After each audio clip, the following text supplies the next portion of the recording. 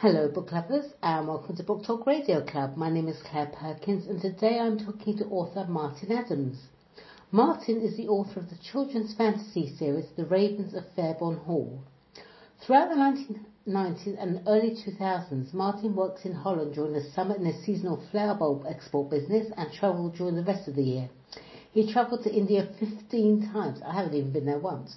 Staying there for a total of 5.5 years, where he develops a sense for the spiritual and learned the practice of meditation. Hi Martin, first of all, let me wish you a happy birthday for today, and of course, thank you for coming back on Book Talk Radio Club. Well, thank you. Thank you for having me. Today we're going to be talking about the second story arc in the Ravens of Fairburn Hall series. This is called Trapped in Time, and there are 3 books in this arc. Let's start with the most obvious question. Who are the Ravens of Fairburn Hall? Okay, so the Ravens are the Raven family, who we find in the first book living in Fairburn Hall. There is Corvus and Sophia Raven, the parents, who spent many years stealing magical artifacts from an evil organisation called the Knicks. They gave this lifestyle up when they had twins, and the twins are Mithra, who's a girl, and Tam, who's a boy, and they're both 10 years old, and they know nothing of their parents' adventurous past until the fire at Fairburn Hall, which separates the twins from their parents and causes them to go on the run from the Knicks, and then causes them to discover and use the magical items that their parents have secreted away. Sounds just like my kind of story. Tell me about the characters of each twin. Okay, well, Mithra is the more adventurous and assertive and is the instigator, whereas Tam is more careful and cautious. Tam is a perfectionist, while Mithra just wants to enjoy the experience. And I imagine that their parents have been hiding from the Knicks for years, and that fear and caution affected the twins differently. Mithra wants to break out of the confines of the family home, whereas Tam is very cautious and protective. I have to ask you, where does the name Mithra come from? That's really unusual. It's actually the Roman god of resurrection. Oh, right. Oh, well, you see, learn something new every day. Yes. There's lots of action and adventure, magic, real-world mystery items and places, mixed with mythological items and with a spiritual basis. Did you decide to include a spiritual side because of your experiences in India? Well, yes, India was a very inspirational place for me, and I love the Indian gods and spiritual philosophy, but I love religion and spiritual philosophy and myths and legends from all over the world. And I always saw all of these different traditions as part of a bigger spiritual story. And I spent years trying to fit everything together into a unified spiritual pattern. And once I found a pattern I was happy with, I wanted to use that as the background pattern in which I based stories. So can you give me an example of the spiritual side of the books? Okay, so this is a world where people can become enlightened and take on certain powers when they do so. So in the first story arc, the children take on the powers of all the magical objects that they've used up until that point. And in the second story arc and the third, it becomes clear that you can lose those powers when you fall into negativity and fear. Mm-hmm. And also in the first storyline, the father, Corvus Raven, travels through the underworld in the tradition of Orpheus in the Greek classics, and in the second story arc there's a character who travels to the Godhead, and both of those are journeys which can be found described in ancient Egyptian writing.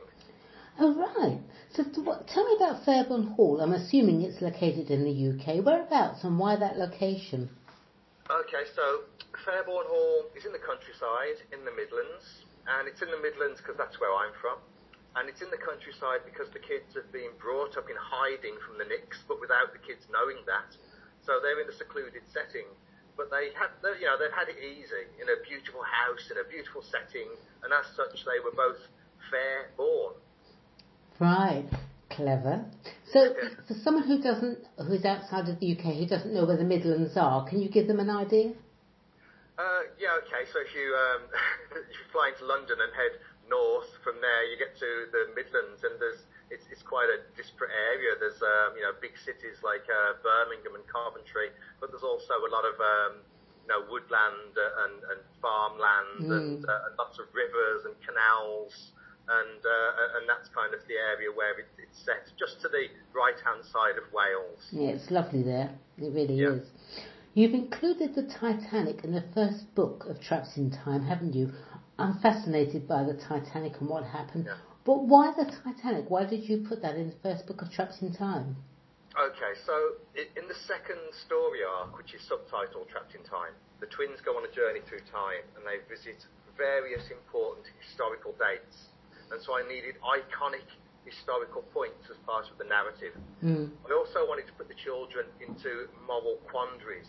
So the idea is that they have to save the timeline that we know, but in order to save that timeline, would you do something which you feel is immoral? Right. So Tam is forced to sink the Titanic in order to save his sister and stop the plans of the Knicks. Now for Tam, this is a really big deal. Really, he only does it because he doesn't have time to think about it. He has a choice and he just has to act in the moment, but it really affects him badly. Whereas Mithra would have done the same thing, but not have been affected by it at all because she's on a mission to save the world. To her, the Titanic has already sunk in the past, so what does it matter? So this also becomes a point of contention between the two children. So the Titanic was perfect for providing an iconic backdrop for these moral questions. Right. It's an interesting way of dealing with it. The Knicks are trying to alter key events in the past, so they're the baddies. So who are the Knicks and why are they doing this? Okay, so the Knicks are dedicated to power and control, and they want to stop the spiritual evolution of mankind, because if we all evolve, they lose control. You know, if we all became enlightened, we wouldn't need to buy all the stuff that keeps them rich. And so changing certain key events in the past allows them to have greater control in the now and going on into the future. In book 2 of Trapped in Time, one of the twins is lost, aren't they? Without, of course, giving away too much. What happens? Okay, so Tam is lost in time because of what happens on the Titanic. He's so distraught, he loses his own innate powers that he has to travel in time, and so gets lost in the time stream. So it gives into negativity. Yeah, basically, because he has fallen into negativity over what he's done. And so in the third book, basically, he falls out of the sky 8 years in the past at the feet of Topaz, who is one of the leaders of the Knicks. And he's lost his memory and is easily manipulated by Topaz into being her sidekick. And he provides her with the means to take over the Knicks and instigate the whole Trapped in Time storyline. So there's a circular, paradoxical cause and effect thing going on that I love playing with in time travel stories. You have an amazing imagination, Martin. Thanks. Book 3's blurb says, the action crashes to a cosmic conclusion.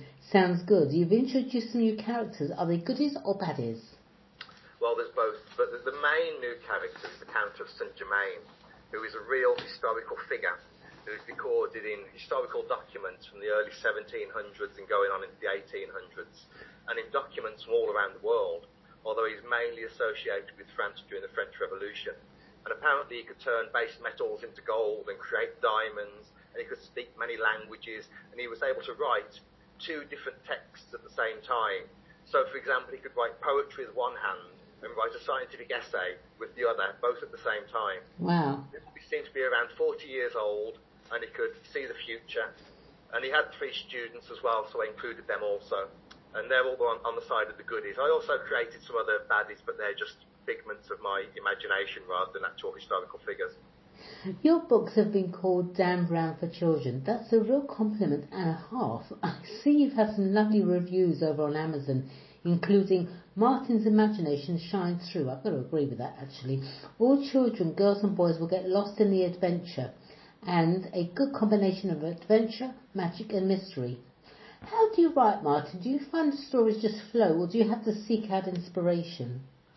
It's both flow and inspiration. I start by just writing any ideas I have, even if they seem contradictory. I just write down anything that seems interesting to me, and then it forms itself into a storyline, which I work into a plan, and then I rework it, and then I start writing, and then I hit a block. So I look for inspiration or go deep inside into my own imagination. So can I just give you an example? I had the idea of using the French Revolution, but I needed a historical figure to help with the narrative. So I looked around, and there's a book on my shelf which I've had since I was 10 years old called The Atlas of World Mysteries. So I picked it up and flicked through it, and it opened a random chance at this page I've never even seen before about the Count of St. Germain. And I read the page, and I knew this was the chap that I needed. So I did a bit more research on him, and he fitted what I needed perfectly. So when I started writing his story, it morphed by itself into something even greater as I wrote it. And I could give you other similar examples from writing this book. The narrative needs something, but I don't know what it is, and within 5 or 10 minutes of searching, I find the perfect vehicle, as if it's just been given by the gods, and I go along and use that, and then the plans morph and change into something bigger all by themselves. I love that process of writing. It's fantastic. Well, there's no such thing as coincidence. It's just meant to come to you. You're pulling it towards you. Yeah, absolutely. As I've said, there are some key historical events that occur within the books. How much research do you carry out, and how important is it to you to ensure the details are 100% correct? Okay, so, well, for this book, I did a lot of historical research for the Trapped in Time series, because they are real historical events, and I needed them to be set at the correct time and place. However, I did take liberties with some of the geographical locations. So my books give the impression that some sites that I use in Paris are very close together, when in fact they're not. So although I try to be very accurate, I also allow myself to take some liberties for the sake of the narrative. What age group are the Ravens of Fairburn Hall books aimed at? Okay, so I think 9, 10, 11 are the perfect age range. And 57. Yes, yeah. And I'm sure that some 7-year-olds would love them. I'm sure some 14-year-olds would love them, and I'm sure some adults would love them as well. I've got adult friends that have read them and think they're fantastic. Exactly.